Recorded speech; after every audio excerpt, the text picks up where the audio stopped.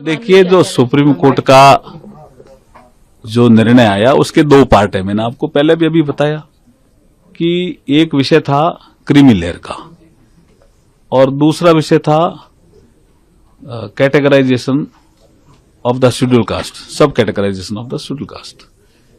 इन दो विषयों में सुप्रीम कोर्ट ने एक में तो ऑब्जर्वेशन दिया, तो ऑब्जर्वेशन तो कोई जजमेंट का पार्ट नहीं होता। और जब SC/ST के सांसदों को, जो बीजेपी के सांसद थे, जब उनको लगा कि ये विपक्ष भ्रम फैला रहा है, विपक्ष के MP भी कुछ ऐसा कह रहे हैं कि इस फैसले से क्रीमी लेयर SC/ST में भी आ गया, तो उसके लिए ज्ञापन दिया प्रधानमंत्री जी को 9 अगस्त को। प्रधानमंत्री जी ने कैबिनेट में फैसला करके कहा कि क्रीमी लेयर SC/ST में लागू नहीं है और इस फैसले का पार्ट भी नहीं है, तो वो क्लियर हुआ पार्ट। दूसरा पार्ट है डायरेक्शन का, जो फैसले का भी पार्ट है। तो उसमें उन्होंने कहा कि राज्य चाहें, सुप्रीम कोर्ट ने कहा राज्य चाहें तो सब कैटेगराइजेशन कर सकते हैं, और उसमें 2 शर्तें लगा दी।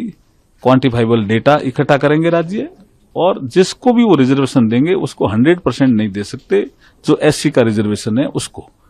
तो ये विषय अननेसेसरी के विपक्ष के लोग इसमें भ्रम फैला रहे हैं। विषय एकदम आपको मैंने क्लियर किया कि क्रीमी लेयर का भी विवाद फैलाया।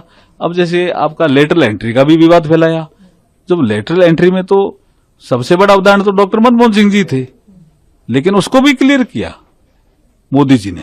और आपने कल जो लेटर जो जारी हुआ उसमें देखा होगा कि